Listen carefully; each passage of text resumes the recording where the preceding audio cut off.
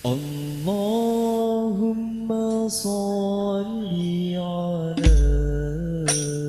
ruhi Sayyidina Muhammad.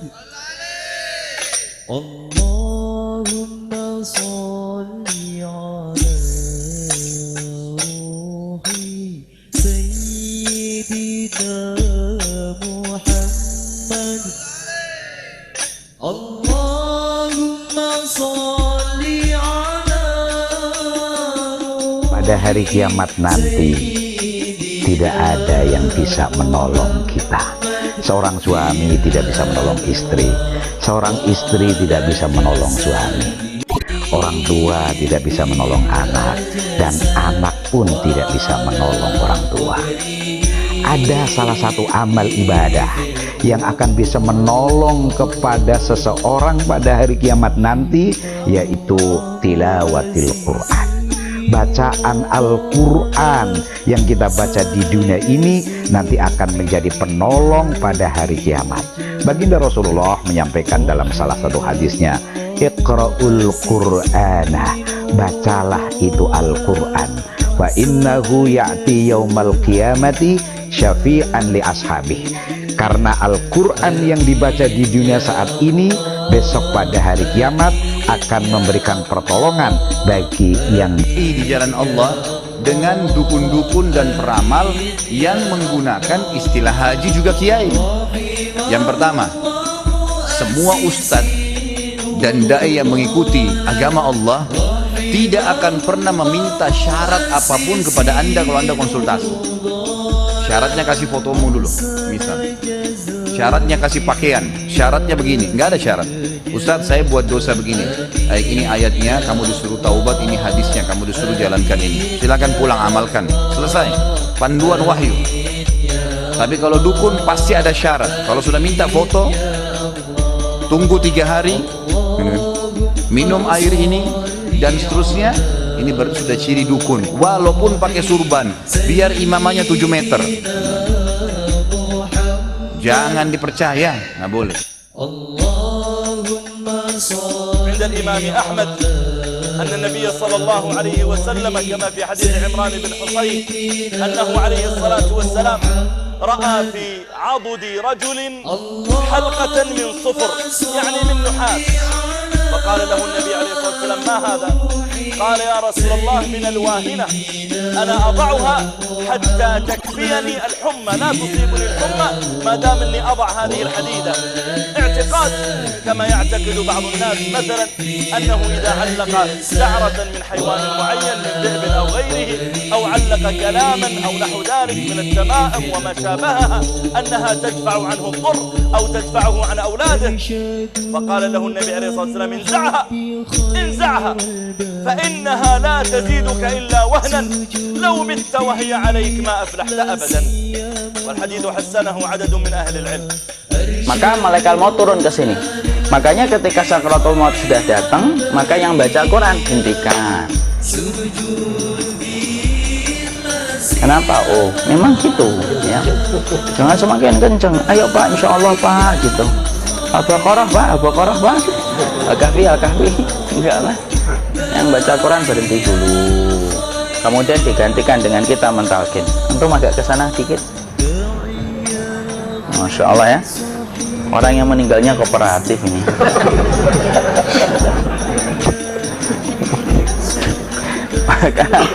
maka agak kesini ya. Maka disunahkan kita untuk mentalkinnya. Nanti ketika mentalkin jangan terlalu sering, jangan terlalu membebani. Jangan terlalu sering itu la ilaha illallah, la ilaha illallah. Enggak gitulah. Berat nanti dia ngerasakan. Di situ Imam Qurtubi juga menyampaikan jangan terlalu sering karena itu memberatkan dadanya. Jadi ketika mentalkin saya sampaikan boleh diganti atau enggak Ustaz? Enggaklah, talkin itu ibadah. Ibadah itu tauqifiyah. Tauqifiyah itu enggak usah diganti. Karena Rasulullah mengatakan lakinu ala mautakum la ilaha illallah. Talkin orang yang meninggal di antara kalian dengan la ilaha illallah. Enggak usah diganti Allah Ustaz yang lebih singkat, lebih pendek. Enggak usah. Subhanallah Ustaz, enggak usah. Kenapa? karena talqin sudah ditetapkan ucapannya oleh Nabi, begitulah kita mencontohnya. Jadi tidak usah diganti cara mentalkin. Jadi kalau keadaan sudah tenang, tolong kalau sudah sakaratul maut jangan ditinggalkan, karena sesungguhnya pertempuran setan itu pada detik-detik kematian semacam ini, dan betul-betul berusaha untuk menjadikan dia murtad. Nanti makanya di situ di buku nanti dibahas kan, pertempuran setan itu sampai detik-detik orang mau mati itu sudah ayo kufur murtad aja tuh, kamu sakit kan, nah, itu kayak gitu. Makanya jangan ditinggal, capek gitu kok nggak meninggal gitu ya, udah gantian mas, dan jangan kemudian meninggalkannya, mangkat dulu gitu, enggak lah, janganlah, terus ditampingi terus. Kalau bisa ya sudahlah, berikan waktunya kita untuk sementara waktu itu betul-betul berkhidmah kepada orang yang kita cintai terakhir kalinya. Cara kita kemudian mentalkin adalah, yaitu adalah di sebelah kanannya la ilaha illallah. Biarkan dia mencerna dulu, tidak usah buru-buru kemudian kita langsung nimpali lagi. Dia mencerna dulu, sembari kita doakan, peluk, ya Allah dimudahkan. Kalau ada orang yang bisa mengucapin la ilaha illallah itu siapa yang memberikan itu? Sebabnya memberikan kekuatan Allah, Pak. Karena ngomong aduh aja sudah tidak mampu.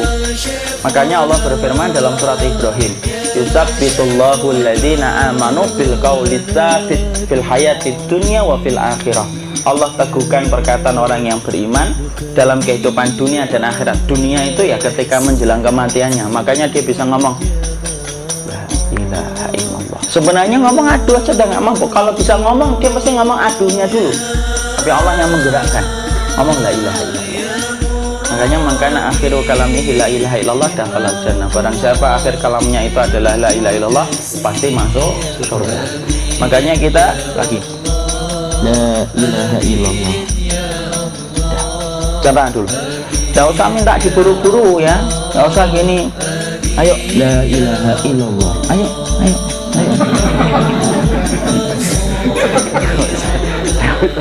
Tidak usah gitu.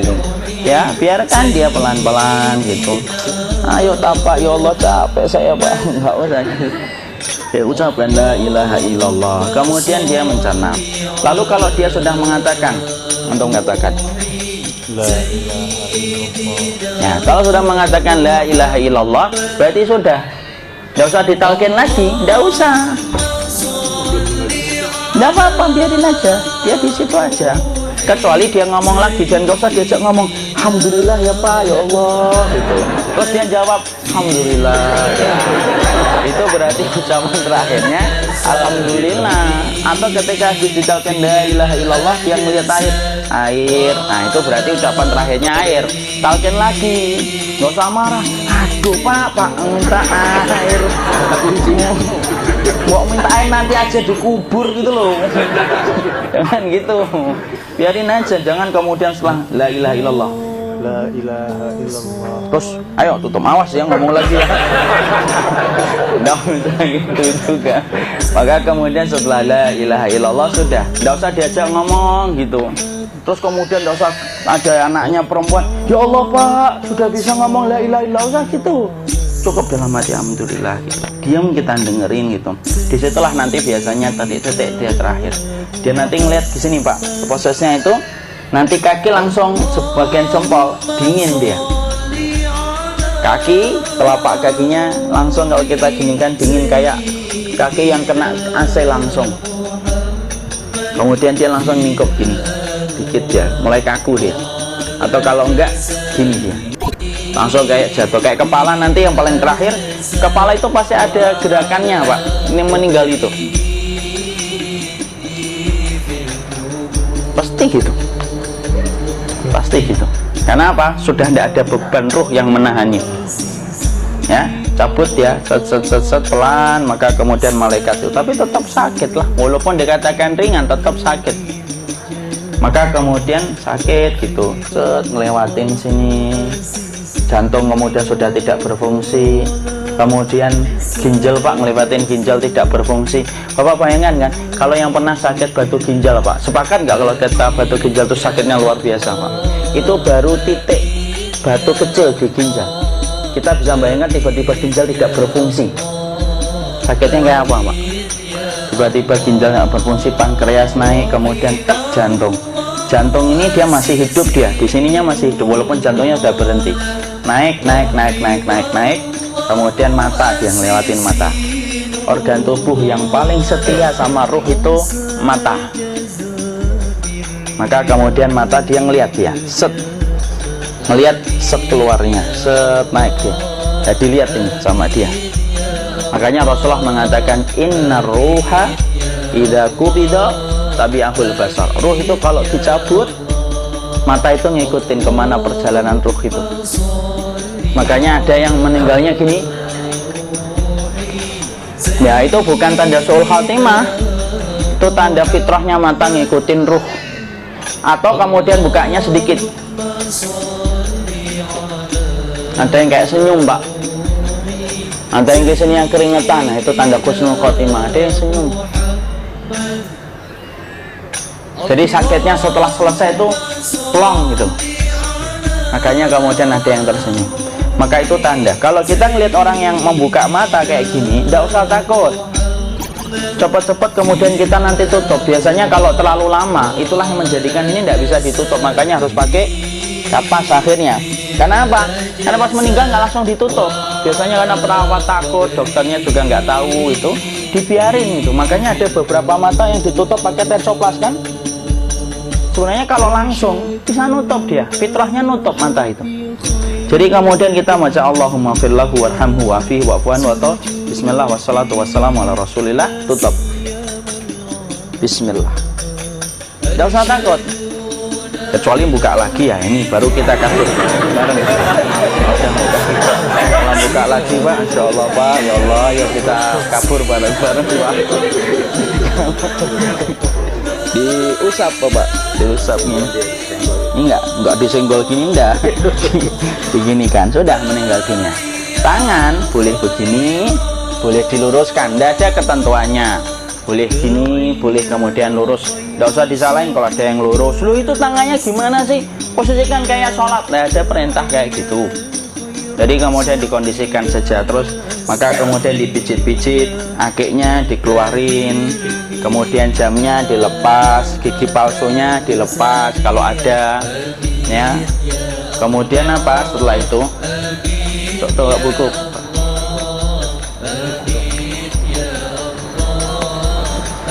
Kemudian kalau bisa awal-awal kemudian taruh buku atau sesuatu yang agak berat di perutnya ketika baru meninggal dunia. Kenapa kemudian ditaruh kayak gini? Bukan apa-apa, supaya membantu sisa-sisa pencernaan dia untuk keluar. Nanti Pak, biasanya kalau kita taruh agak yang berat ini, atau kemudian kita gini-gini kan, ini udah makan belum Mas? Udah makan belum makan kok udah gede ya. Maka pencet-pencet kayak gini biasanya nanti ketika dimandikan, nah pas dimandikan diginikan saja. Nah ini dia sudah keluar di belakang, dia gini, terus nanti keluar dia. Nah ini keluar langsung di belakangnya. Jangan memperlakukan orang kalau sudah meninggal dunia itu yang lembut gitu. Kenapa? Inna kasra admil mayyiti kakasri admil hayyi. Mematahkan tulangnya ketika orang sudah meninggal dunia itu lebih dia rasakan sakit ketika mati daripada ketika masih hidup. Tuh Islam itu sampai sama orang mukmin itu kalau sudah meninggal aja sampai selembut itu. Kok hidup kasar itu kebangetan dia jadi orang itu. Oh sampai orang mati itu kemudian disuruh yang lembut, kalau ada aib disuruh nutup, tidak boleh diceritain. Misalkan di belakangnya beliau ini ada tompel, gagah-gagah tompelnya gede gitu, tidak boleh cerita. Masya Allah loh, sampai segitunya sunnah itu ngajarin kita untuk nutup aib. Kalau ada orang belajar sunnah sukanya buka aib, nyari-nyari kesalahan orang, sunnah yang mana dia belajar itu, saya bingung. Makanya kemudian gini, setelah selesai maka kemudian tutup dengan kain. Maaf ya ya, nanti kalau nggak kuat napas ngomong ya. Maka ditutup kayak gini, ditempatkan kemudian jangan di tanah tapi di atas dipan. Karena apa? Syekh Abu Malik Kamal Said Salim dalam Sahih Fikih Sunnah menyampaikan supaya tidak cepat busuk, dia taruh di atas, kemudian ditutup pakai kain apa saja ya, sembari nanti kita mempersiapkan tempat mandinya, tempat kafannya, dan yang lain sebagainya. Maka kemudian kalau ada yang datang boleh dibuka, kemudian kita menciumnya, mencium ininya apa, kemudian keningnya, kemudian kita berdoa, nutup lagi kayak Rasulullah, ditutup, kemudian yang datang terakhir itu salah satunya Abu Bakar, dibuka, kemudian beliau, ya Allah ya Rasulullah, engkau adalah orang yang percaya hidup dan matimu, dan tidak mungkin Allah itu mematikan engkau 2 kali ya Rasulullah. Maka kemudian ditutup kembali. Saat itu para sahabat dalam keadaan mendung semuanya.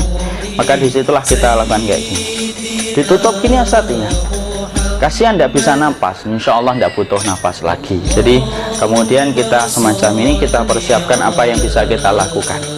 Nah itulah proses kematian, dari sakit, sakaratul maut sampai kematian.